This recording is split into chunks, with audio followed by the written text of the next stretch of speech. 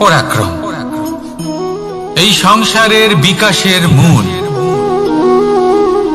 কিন্তু কখনো ভেবেছেন যে প্রকৃতি আমাদের এই বল, শক্তি, পরাক্রম কেন দিয়েছেন? যাতে আমরা জীবনে কারোর উদ্ধার করতে পারি, কাউকে সাহায্য করতে পারি, কারোর জন্য ভালো কিছু করতে পারি, কোনো গরিব অসহায় মানুষের জন্য কিছু করতে পারি। এই বল, এই শক্তির সদ্ব্যবহার করতে পারি।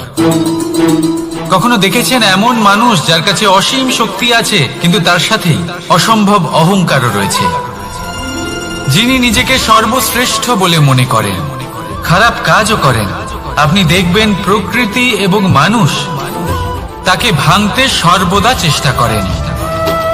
মনে রাখবেন, যতই সুবিশাল পর্বত হোক না কেন, তা যদি পথে পড়ে তাকে ভেঙে পথ প্রশস্ত করা হয়। যদি আপনার কাছে বল থাকে, শক্তি থাকে, পরাক্রম থাকে, তাহলে তার সদ্ব্যবহার করুন, কাউকে সাহায্য করুন, কাউকে রক্ষা করুন। যদি আপনি আপনার শক্তির দুর্ব্যবহার করেন, তাহলে মনে রাখবেন আপনি নিজের বিনাশ নিজেই আমন্ত্রণ করছেন। এবার বল অর্জন করার পরে, শক্তি অর্জন করার পরে আপনি নিজেকে বিনাশ করতে চান নাকি এই সংসারের উদ্ধার করতে চান? সিদ্ধান্ত আপনার। রাধা রাধা। মানুষ আর ধন, এই দুইয়ের মধ্যে সম্পর্ক খুব ঘনিষ্ঠ। ধন হলো সেই শক্তি যার ব্যবহার মানুষ করে থাকে সাংসারিক বস্তু ক্রয় করার জন্য, নিজের জীবন যাপন করার জন্য। আর মানুষ হলো সেই শক্তি যারা ধনকে গুরুত্বপূর্ণ করে তোলেন।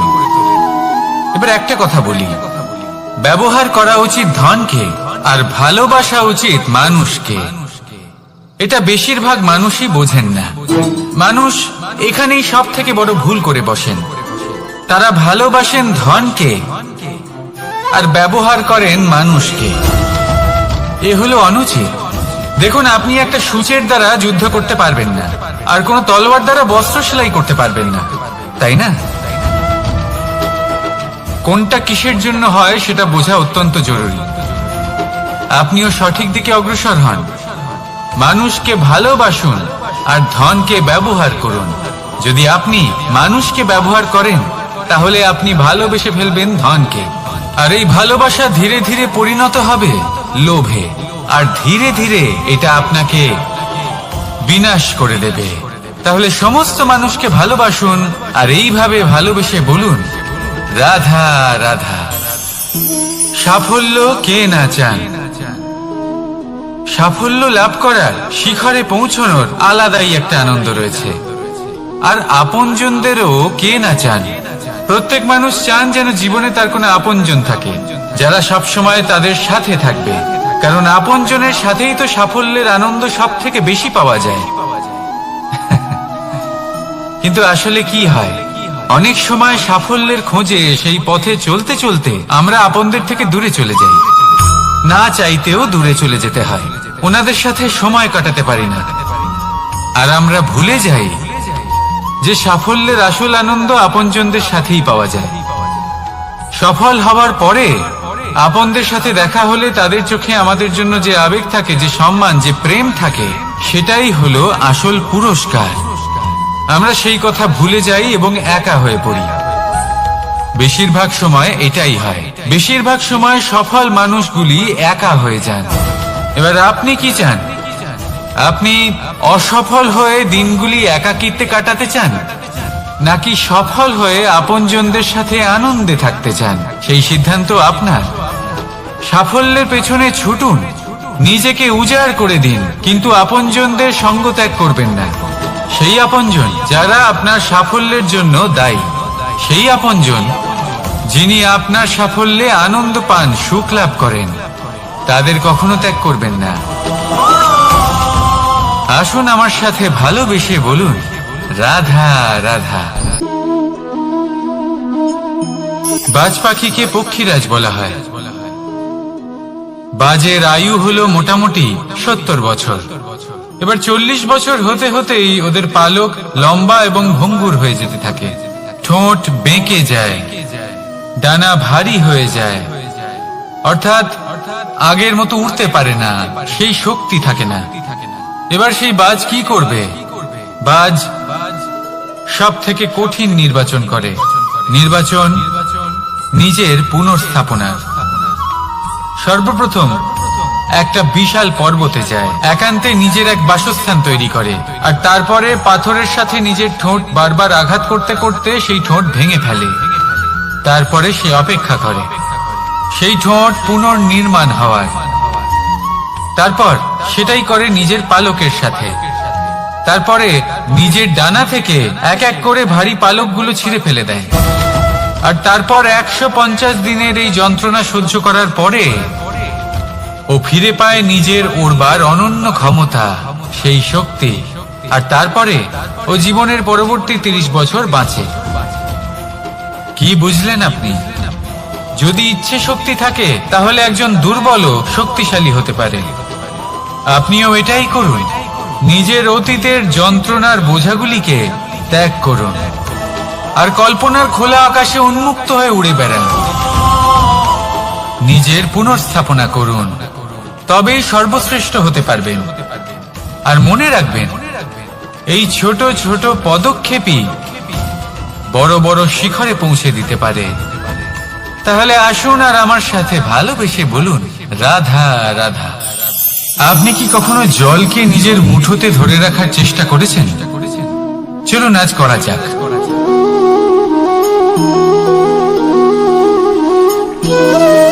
যদি আপনি নিজের মুঠো জোরে বন্ধ করেন, জল ধরে রাখতে পারবেন না। যদি আপনি তাকে এমনি বইতে দেন, তাহলে ও নিজের পথ নিজেই করে নেবে আর আপনার হাতেও থেকে যাবে।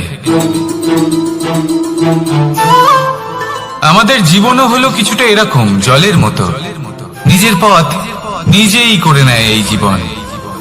প্রত্যেক সমস্যার সমাধান নিজেই করে নেয় এই জীবন।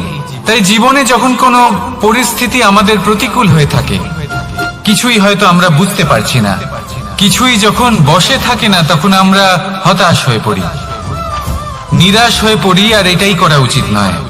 শান্ত মনে দেখতে হবে যে এই জীবনে আসলে কি ঘটে চলেছে। কষ্ট সবাই ভোগ করেন। কষ্ট পেলে কেউ রেগে যান, রেগে গিয়ে পরাক্রম দেখান। এটাই তো করা উচিত নয়। শান্ত মনে সেটাই করতে হবে যা জীবন আমাদের শেখাতে চাইছে। জীবন আমাদের সব শিখিয়ে দেবে, শুধু মনে রাখবেন কখন প্রয়াস করতে হবে আর কখন আমাদের প্রতীক্ষা করতে হবে, সেটা আগে আপনাকে বুঝতে হবে। তাহলে আসুন আমার সাথে ভালোবেসে বলুন, রাধা রাধা। ভগবান আর ভক্ত যখন একাকার হয়ে যায়, যখন ভক্ত তার ভগবানের প্রতি এবং নিজের জীবনের উদ্দেশ্যের প্রতি সম্পূর্ণরূপে সমর্পিত হয়, তখন জন্ম নেয় ভক্তি। এই সংসারের সমস্ত আশা হয়তো আপনার সঙ্গ ত্যাগ করে দিতে পারে, তখনও ভক্তি সাথে থাকবে। ভক্ত আর ভগবান যখন একাকার হয়ে যায়, তাদের মধ্যে কোনো পার্থক্য থাকে না। তারা এক হয়ে যায়, এক ব্যক্তিত্ব, এক অস্তিত্ব। সেই জন্য কখনো জীবনে যে কোনো রূপেই, যে কোনো প্রকারেই, যে কোনো ঈশ্বরকে মান্য করুন। মনের মধ্যে শ্রদ্ধা ভাব জাগ্রত করুন, মনে ভক্তি ভাব জাগ্রত করুন। এই সমগ্র সংসারে সব কিছু আপনাকে ছেড়ে চলে গেলেও তখনও এই ভক্তি শুধুমাত্র আপনার উত্থান ঘটাবে। তাই মনে ভক্তি জাগ্রত করুন আর আমার সাথে ভালোবেসে বলুন, রাধা রাধা। শব্দই হলো শূন্য, শব্দই হলো আরম্ভ, শব্দই হলো অন্ত, শব্দই হলো অমর, শব্দই হলো ব্রহ্ম। এই শব্দ হলো অত্যন্ত বিশেষ। কেউ কাঁদলে তাকে হাসিয়ে তোলে, কেউ হাসলে তাকে কাঁদিয়ে দেয়। কারোর মনে উদ্দীপনা জাগিয়ে তুলতে পারে, আবার কারোর মনে কাঁটা হয়ে বিঁধে থাকতে পারে। একটা অত্যন্ত গুরুত্বপূর্ণ কথা যা বোঝা অত্যন্ত আবশ্যক। আপনার মন, আপনার হৃদয়ে যতই শুদ্ধ হোক না কেন, যতই পবিত্র হোক না কেন, আপনার দৃষ্টিভঙ্গি যতই স্পষ্ট হোক না কেন, যদি আপনার কথা পবিত্র না হয়, যদি আপনার শব্দ শুদ্ধ না হয়, তাহলে তা আপনাকে আপনার কর্মফল ভোগ করতে বাধ্য করবেই।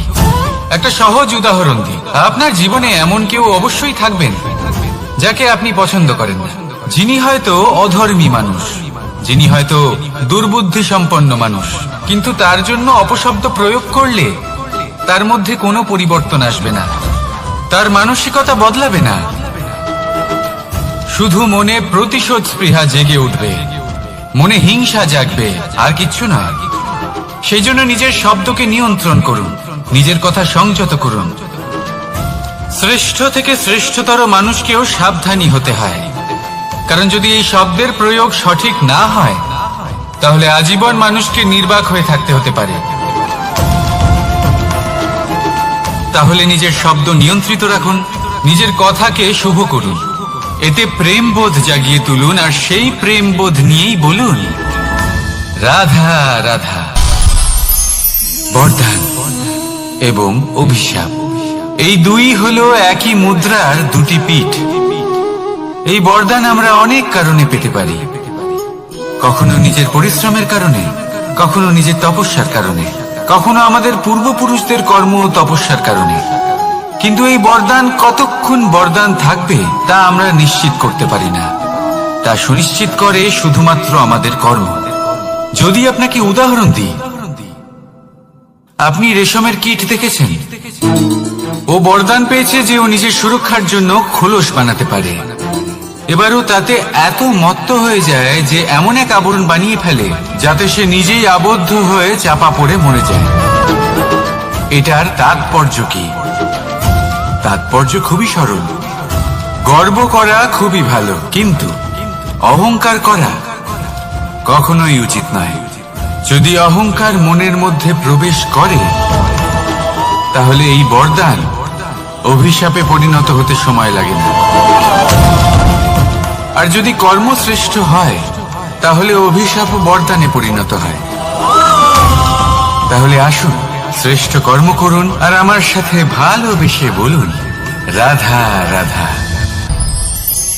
সুখ, দুঃখ, মৃত্যু, মহামারী, এগুলো কখনো বলে আসে না, আবার জিজ্ঞাসা করেও আসে না।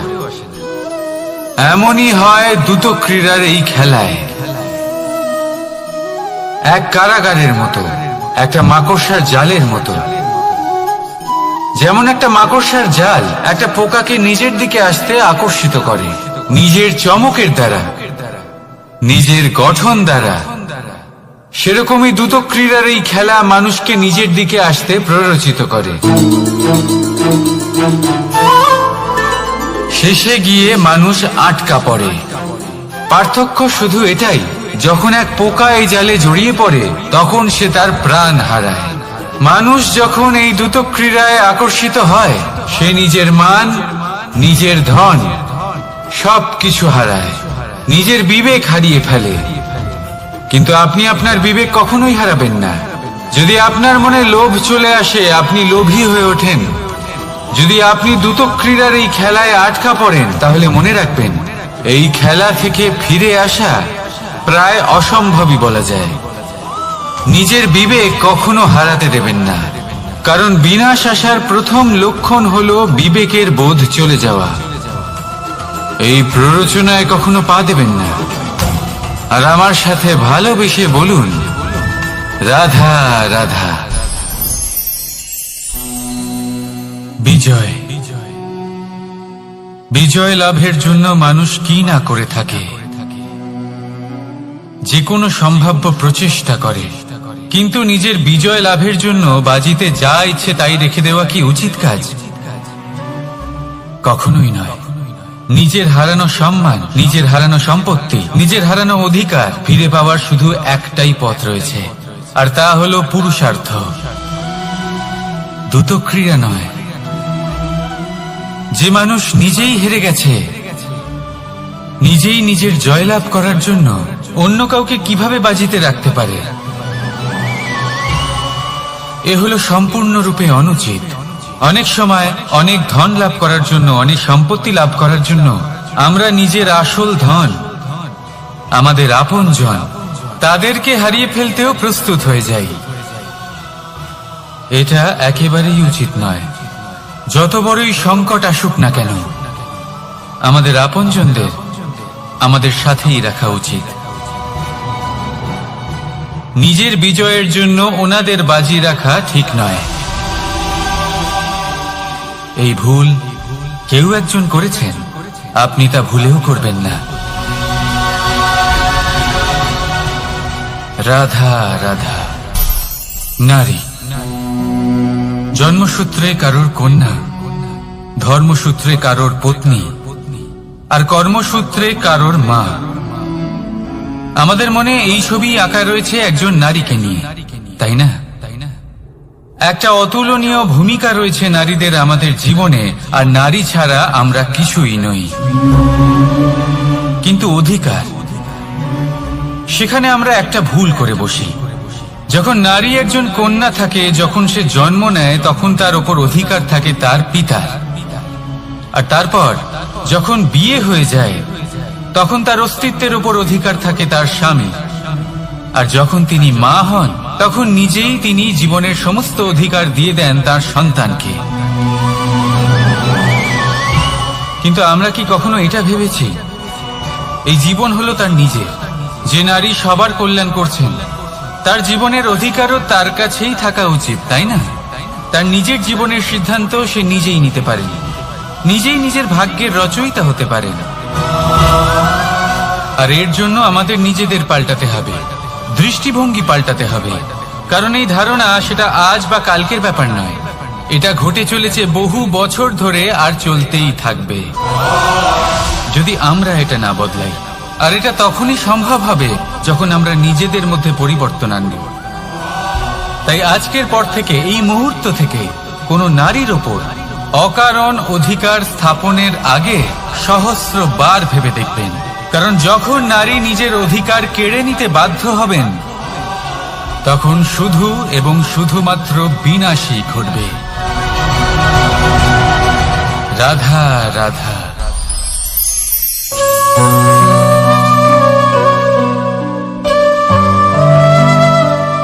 নারী, পুরুষরা যাকে নাম দিয়েছেন ত্রিয়া, কেন দিয়েছেন, কে দিয়েছেন, কেউ তা জানে না। কথায় আছে, পুরুষরা ভাবেন যে ত্রিয়া, ভাবেন একরকম, বলেন অন্য কিছু, আর করেন অন্য কিছুই। কিন্তু সত্যিটা কি এটাই?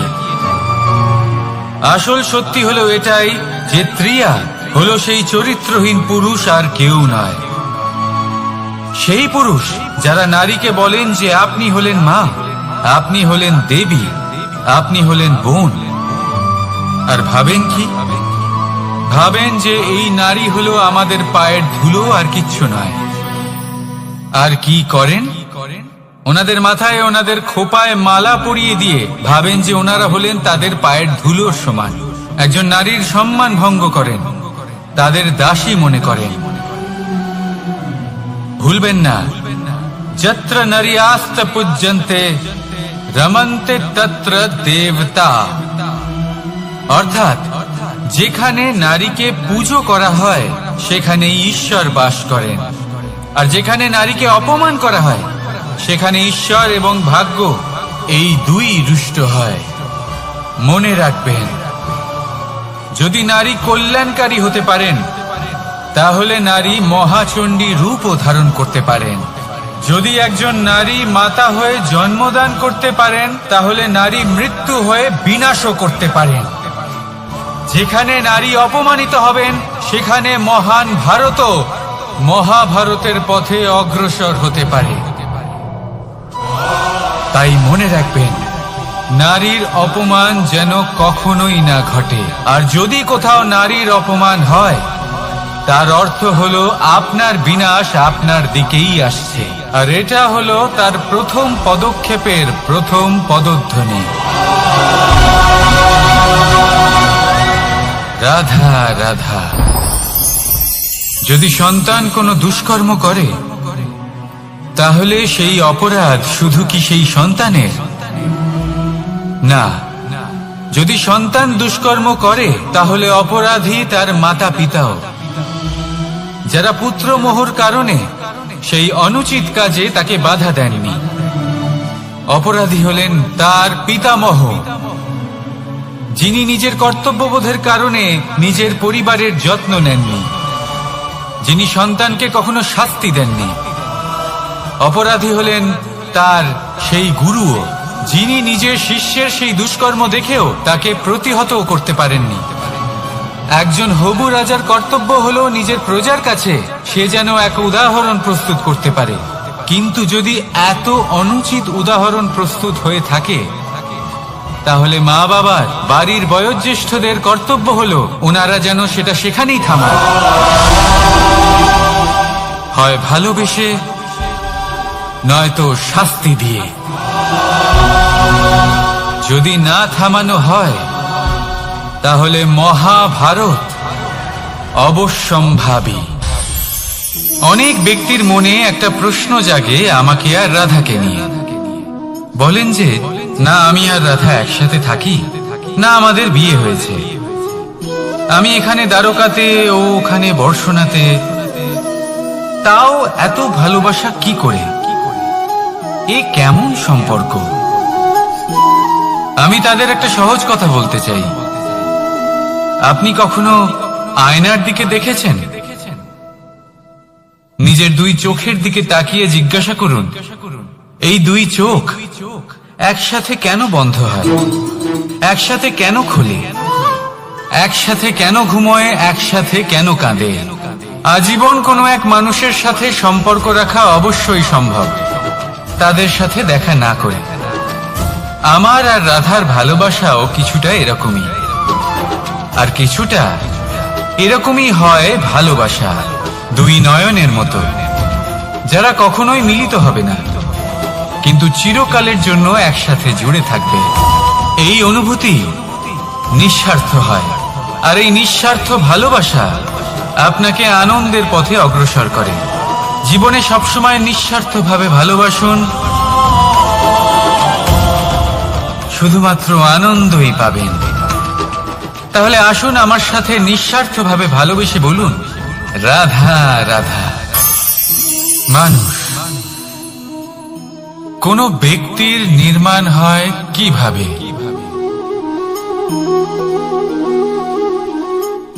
কেউ বলবেন পঞ্চতত্ত্বের দ্বারা, কেউ বলবেন আত্মা, দেহ ও চেতনার দ্বারা, কেউ বলবেন ঈশ্বরের কৃপার দ্বারা, তো কেউ বলবেন এই প্রকৃতির পরীক্ষার দ্বারা। না, মানুষের নির্মাণ হয়ে থাকে বিশ্বাস দ্বারা। ব্যক্তি তখনই গড়ে ওঠেন যখন ব্যক্তিত্ব থাকে, ঠিক কিনা? আর ব্যক্তিত্ব তখনই হবে আর সেরকমই হবে যেরকম বিশ্বাস আপনি নিজের উপরে রাখবেন। যদি আপনি মনে করেন আপনি বিষের ন্যায় হবেন, তাহলে আপনি বিষাক্তই হবেন। যদি আপনি এটা মনে করেন যে আপনি অমৃতের ন্যায় হবেন, তাহলে আপনি অমরই হয়ে যাবেন। যদি আপনি নিজের উপরে বিশ্বাস রাখেন যে আপনি সংসারের সব থেকে উঁচু পর্বতের শিখরে পৌঁছতে পারবেন, তাহলে আপনি অবশ্যই পৌঁছবেন। যদি আপনার এরকম মনে হয় যে আপনি এরকম কখনো করতে পারবেন না, তাহলে এরকম কখনোই হবে না। ভেবে দেখবেন, বিশ্বাসের মধ্যেই বিশ্ব বাস করে থাকে, তো আপনার অস্তিত্ব কেন করবে না? যেমন বিশ্বাস আপনি নিজের উপরে রাখবেন, তেমনই আপনি হয়ে উঠবেন। সেই জন্য নিজের উপরে বিশ্বাস রাখুন, আর হ্যাঁ, ভালোবেসে বলুন, রাধা রাধা। শত্রুতা, একজন মানুষ অন্য মানুষের সাথে শত্রুতা করে বসেন। দুজন ঘনিষ্ঠ বন্ধু, এমনও এক সময় আসতে পারে যখন এনারা একে অপরের শত্রু হয়ে ওঠেন। এর অনেকগুলো কারণ হতে পারে, কিন্তু মূল কারণ হলো আলোচনা। আগে হ্যাঁ, আপনি যদি কারোর বিষয়ে আলোচনা করেন তাহলে সে আপনার শত্রু হয়ে যেতে পারে। এবার মনে একটা প্রশ্ন আসতে পারে যে এটা কিভাবে সম্ভব হতে পারে। আলোচনা এটা তো অত্যন্ত জরুরি। যদি আমি নিজের বন্ধুর খারাপ কাজের বিষয়ে আলোচনাই না করি তাহলে সে শুধরবে কি করে? একথা সত্যি যে আলোচনা আবশ্যক, কিন্তু তার থেকেও বেশি গুরুত্বপূর্ণ এবং আবশ্যক হলো আপনার এই সিদ্ধান্ত এটাই যে আপনার এই আলোচনা কোন স্থানে করবেন। যদি এটা সবার সামনে করবেন ভাবেন, তাহলে তা অপমানও হয়ে যেতে পারে। যদি এটা আলাদাভাবে করেন তাহলে তা পরামর্শ হয়ে যায়। অপমান কেউ স্বীকার করতে পারেন না, কিন্তু পরামর্শ সকলের ভালো লাগে। তাহলে যদি আপন কারোর জন্য ভালো কিছু চান, কাউকে শুধরে দিতে চান, আর আপনার মনে হয় আলোচনা আবশ্যক, তাহলে সর্বপ্রথম সময়, পরিস্থিতি আর স্থানের কথা মনে রাখবেন। নয়তো এই আলোচনা আপনাকে খুব ভোগাতে পারে। তাহলে আসুন আমার সাথে ভালোবেসে বলুন, রাধা রাধা। আপনার জীবনেও কি সমস্যা রয়েছে? অবশ্যই থাকবে। প্রত্যেকের জীবনেই সমস্যা থাকে। প্রত্যেক মানুষ জিজ্ঞাসাও করেন যে এই সমস্যা আসলে কি আর কেন আসে জীবনে। আপনাকে একটা কথা বলে দিই যে সমস্যা আসলে সেটা নয় যা আপনার পথে বাধা সৃষ্টি করে, বরং সমস্যা হলো সেটাই যেটা আপনি তখন দেখতে পান যখন আপনার একাগ্রতা আপনার পথ থেকে, আপনার লক্ষ্য থেকে সরে যেতে থাকে। আর এই সমস্যাগুলি দূর করার জন্য, এর সমাধান করার জন্য একটাই পথ আছে। নিজের সমস্ত ভাবনা আরো একবার একাগ্র করুন নিজের পথের দিকে, নিজের লক্ষ্যের দিকে। আপনার সমস্ত ভাবনা যদি কেন্দ্রীভূত হয় নিজের লক্ষ্যে, তাহলে এই সমস্যা দূরে থাকবে। যদি এরকম না হয়, যদি আপনার মন একটু অন্যদিকে চলে যায়, তাহলে এই সমস্ত সমস্যা আবার সামনে চলে আসে আর বাড়তেও থাকে। দেখুন, যেখানে আপনার লক্ষ্য রয়েছে, বাণ যদি সেখানেই চালাতে হয়, তাহলে দৃষ্টি তো সেদিকেই রাখতে হবে। তবেই তো আপনি সেই লক্ষ্য ভেদ করতে পারবেন। সেই জন্য মনে রাখবেন, সর্বদা লক্ষ্য রাখবেন নিজের পথে, সেই পথেই সামনে এগোতে থাকুন নিজের লক্ষ্যের দিকে। আপনি যত সামনে এগোতে থাকবেন এই সমস্যা তত পিছিয়ে যাবে। তাহলে আসুন আমার সাথে ভালোবেসে বলুন, রাধা রাধা। এই পাখিরা সত্যি খুব সুন্দর, আমার খুব ভালো লাগে। আপনি নিশ্চয়ই শুনে থাকবেন যে কিছু পাখির কাছে ডানা অবশ্যই থাকে, কিন্তু উড়তে পারে না। তারা চায় উঁচু আকাশে উড়ে বেড়াতে এবং মেঘেদের সাথে কথা বলতে, করতেই পারে না।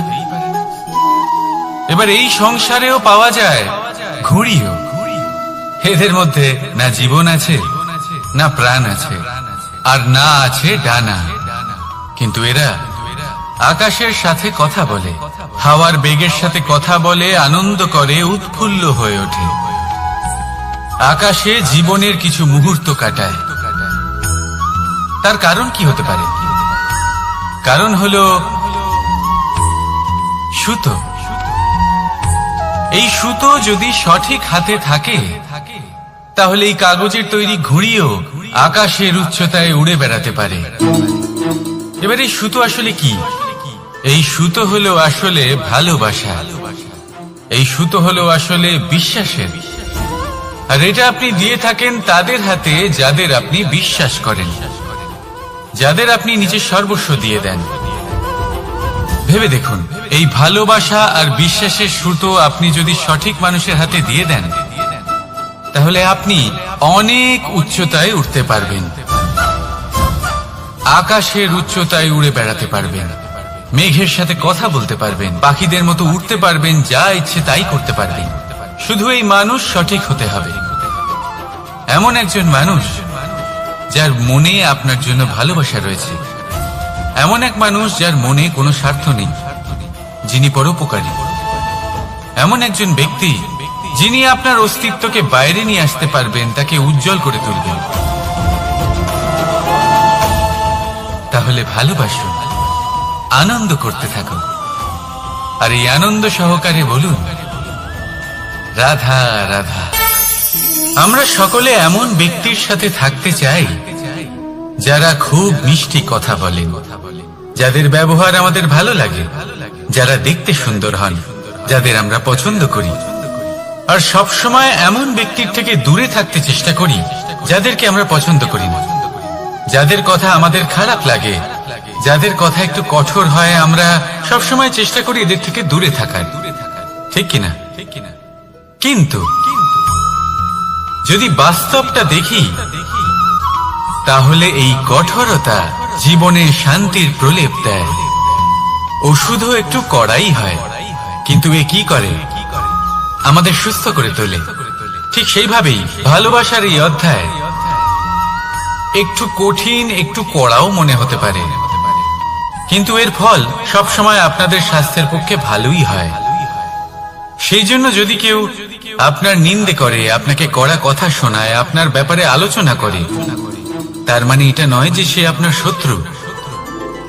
হতে পারে তিনি আপনার বন্ধু হন, আপনার জন্য ভালো চান, আপনাকে শুধরে নিতে চান, আপনার মধ্যে কোনো পরিবর্তন দেখতে চান। সেই জন্য কখনো কারোর কথা শুনে বা কাউকে দেখে প্রাথমিকভাবে এই সিদ্ধান্ত নেবেন না যে তিনি আপনার শত্রু হন নাকি আপনার বন্ধু হন। এমনও শত্রু হয়ে থাকেন যে গুড়ের মতো মিষ্টি মিষ্টি কথা বলে আসলে আপনাকে বিষ পান করিয়ে দেবেন। আর এমনও বন্ধু থাকেন যারা আসলে নিমের মতো কড়া কথা বলেন, কিন্তু আপনাকে অমৃত পান করান। এদের মধ্যে পার্থক্য করতে জানতে হবে, কে আসলে শত্রু হন আবার কে আসলে মিত্র হন। এই পার্থক্য যখন আপনি করতে শিখবেন, তখন আপনি এই সংসারের সব থেকে সুখী প্রাণী হয়ে উঠবেন। এই পার্থক্য বোঝা সহজ নয়, কিন্তু অবশ্যই আবশ্যক। রাধা রাধা। অসুখ। এমন কোন মানুষ আছেন এই সংসারে যার অসুখ করে না? প্রত্যেক মানুষ কখনো না কখনো অবশ্যই অসুস্থ হয়েছে, তার এই শরীর রোগের শিকার অবশ্যই হয়েছে। এবারে দেখুন, এই রোগ আসে আবার এই রোগ চলেও যায়, কিন্তু সেই রোগ আমাদের কষ্ট দিতে কেন সক্ষম হয়? কারণ হলো স্বচ্ছতা। যদি এই স্বচ্ছতা শরীরে না থাকে, তাহলে মানুষকে শারীরিক কষ্ট পেতেই হবে। ঠিক সেইভাবেই অত্যন্ত প্রয়োজনীয় হলো এই স্বচ্ছতা যেন মনেও থাকে। যদি এই স্বচ্ছতা মনে না থাকে, তাহলে মানুষ চারিত্রিকভাবে কষ্ট সহ্য করেন। এবারে নিবারণ কি হতে পারে? বড়ই সহজ এর উপশম। যদি রোগ শরীরে হয়, তাহলে সর্বপ্রথম স্বচ্ছতা বজায় রাখতে শিখুন, এই শরীরকে পরিষ্কার রাখতে শিখুন। বিচক্ষণতার সাথে এই রোগের সম্মুখীন হন, ভয় পাওয়ার কোনো দরকার নেই। ব্যায়াম করতে থাকুন, সব ঠিক হয়ে যাবে। সেইভাবেই যদি এই অসুখ মনে হয়, তাহলে কি করা যায়? সর্বপ্রথম তার আধারের উপরে নজর দিন। আপনার এই আধারই হলো আপনার আহার। যা আপনি আহার করবেন, সেরকমই মানুষ হয়ে উঠবেন। সেইভাবেই আপনি যেরকম ভাবেন, সেরকমই মানুষ হয়ে উঠবেন। সেই জন্য নিজের ভাবনাকে শুভ করুন, নিজের দৃষ্টিভঙ্গিকে শুভ করে তুলুন, সবকিছু সঠিক হবে। আপনার আমার সবার মধ্যেই এক রাক্ষস বাস করে, তার সম্মুখীন হন, তাকে পরাস্ত করুন। তাহলে এই রোগ সে শরীরেই হোক বা মনের মধ্যে, যদি সঠিক সময় তাকে আটকানো না যায়, তাহলে যে কোনো সময় তা মহামারীর রূপ ধারণ করবে। সেই জন্য সাবধানে থাকুন, সুস্থ থাকুন। তাহলে আসুন আমার সাথে ভালোবেসে বলুন রাধা রাধা। বল, শক্তি, পরাক্রম এই সংসারের বিকাশের মূল। কিন্তু কখনো ভেবেছেন যে প্রকৃতি আমাদের এই বল, শক্তি, পরাক্রম কেন দিয়েছেন? যাতে আমরা জীবনে কারোর উদ্ধার করতে পারি, কাউকে সাহায্য করতে পারি, কারোর জন্য ভালো কিছু করতে পারি, কোনো গরিব অসহায় মানুষের জন্য কিছু করতে পারি। এই বল, এই শক্তির সদ্ব্যবহার করতে পারি। কখনো দেখেছেন এমন মানুষ যার কাছে অসীম শক্তি আছে, কিন্তু তার সাথেই অসম্ভব অহংকারও রয়েছে? যিনি নিজেকে সর্বশ্রেষ্ঠ বলে মনে করেন, খারাপ কাজও করেন, আপনি দেখবেন প্রকৃতি এবং মানুষ তাকে ভাঙতে সর্বদা চেষ্টা করেন।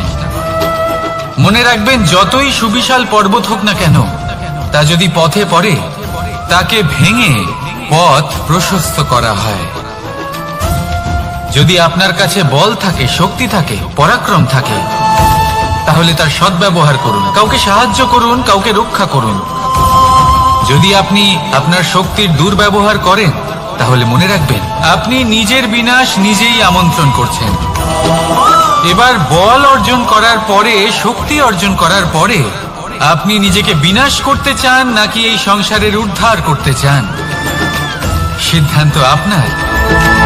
রাধা রাধা। মানুষ আর ধন, এই দুইয়ের মধ্যে সম্পর্ক খুব ঘনিষ্ঠ। ধন হলো সেই শক্তি যার ব্যবহার মানুষ করে থাকে সাংসারিক বস্তু ক্রয় করার জন্য, নিজের জীবন যাপন করার জন্য। আর মানুষ হলো সেই শক্তি যারা ধনকে গুরুত্বপূর্ণ করে তোলেন। এবার একটা কথা বলি, ব্যবহার করা উচিত ধনকে আর ভালোবাসা উচিত মানুষকে। এটা বেশিরভাগ মানুষই বোঝেন না। মানুষ এখানেই সব থেকে বড় ভুল করে বসেন। তারা ভালোবাসেন ধনকে আর ব্যবহার করেন মানুষকে। এ হলো অনুচিত। দেখুন, আপনি একটা সূচের দ্বারা যুদ্ধ করতে পারবেন না, আর কোন তলোয়ার দ্বারা বস্ত্র সেলাই করতে পারবেন না, তাই না? কোনটা কিসের জন্য হয় সেটা বোঝা অত্যন্ত জরুরি। আপনিও সঠিক দিকে অগ্রসর হন। মানুষকে ভালোবাসুন আর ধনকে ব্যবহার করুন। যদি আপনি মানুষকে ব্যবহার করেন, তাহলে আপনি ভালোবেসে ফেলবেন ধনকে। আর এই ভালোবাসা ধীরে ধীরে পরিণত হবে লোভে, আর ধীরে ধীরে এটা আপনাকে বিনাশ করে দেবে। তাহলে সমস্ত মানুষকে ভালোবাসুন আর এইভাবে ভালোবেসে বলুন, রাধা রাধা। সাফল্য কে না চান? সাফল্য লাভ করার, শিখরে পৌঁছানোর আলাদাই একটা আনন্দ রয়েছে। আর আপনজনদেরও কে না চান? প্রত্যেক মানুষ চান যেন জীবনে তার কোনো আপনজন থাকে, যারা সবসময় তাদের সাথে থাকবে। কারণ আপনজনের সাথেই তো সাফল্যের আনন্দ সব থেকে বেশি পাওয়া যায়। কিন্তু আসলে কি হয়, অনেক সময় সাফল্যের খোঁজে সেই পথে চলতে চলতে আমরা আপনদের থেকে দূরে চলে যাই। না চাইতেও দূরে চলে যেতে হয়। ওনাদের সাথে সময় কাটাতে পারি না। আর আমরা ভুলে যাই যে সাফল্যের আসল আনন্দ আপনজনদের সাথেই পাওয়া যায়। সফল হওয়ার পরে আপনদের সাথে দেখা হলে তাদের চোখে আমাদের জন্য যে আবেগ থাকে, যে সম্মান, যে প্রেম থাকে, সেটাই হলো আসল পুরস্কার। আমরা সেই কথা ভুলে যাই এবং একা হয়ে পড়ি। বেশিরভাগ সময় এটাই হয়। বেশিরভাগ সময় সফল মানুষগুলি একা হয়ে যান। এবার আপনি কি চান? আপনি অসফল হয়ে দিনগুলি একাকিত্বে কাটাতে চান, নাকি সফল হয়ে আপনজনদের সাথে আনন্দে থাকতে চান? সেই সিদ্ধান্ত আপনার। সাফল্যের পেছনে ছুটুন, নিজেকে উজাড় করে দিন, কিন্তু আপনজনদের সঙ্গ ত্যাগ করবেন না। সেই আপনজন যারা আপনার সাফল্যের জন্য দায়ী, সেই আপনজন যিনি আপনার সাফল্যে আনন্দ পান, সুখ লাভ করেন, তাদের কখনো ত্যাগ করবেন না। আসুন আমার সাথে ভালোবেসে বলুন, রাধা রাধা। বাজ পাখিকে পক্ষীরাজ বলা হয়। বাজের আয়ু হলো মোটামুটি 70 বছর। এবার 40 বছর হতে হতেই ওদের পালক লম্বা এবং ভঙ্গুর হয়ে যেতে থাকে। ঠোঁট বেঁকে যায়, ডানা ভারী হয়ে যায়, অর্থাৎ আগের মতো উঠতে পারে না, সেই শক্তি থাকে না। এবার সেই বাজ কি করবে? বাজ সব থেকে কঠিন নির্বাচন করে, নির্বাচন নিজের পুনর্স্থাপনার। সর্বপ্রথম একটা বিশাল পর্বতে যায়, একান্তে নিজের এক বাসস্থান তৈরি করে, আর তারপরে পাথরের সাথে নিজের ঠোঁট বারবার আঘাত করতে করতে সেই ঠোঁট ভেঙে ফেলে। তারপরে সে অপেক্ষা করে সেই ঠোঁট পুনর্নির্মাণ হওয়ার।